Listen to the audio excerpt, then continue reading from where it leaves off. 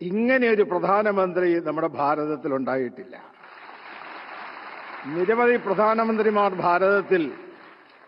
ഭാരതം ഭരിച്ചുവെങ്കിൽ തുല്യമായ കാഴ്ചപ്പാടോടുകൂടി, തുല്യമായി ഭേദചിന്തകൾക്ക് അതീതമായി അധസ്ഥിത പിന്നോക്ക ജനവിഭാഗങ്ങളെ സ്നേഹിച്ചുകൊണ്ടും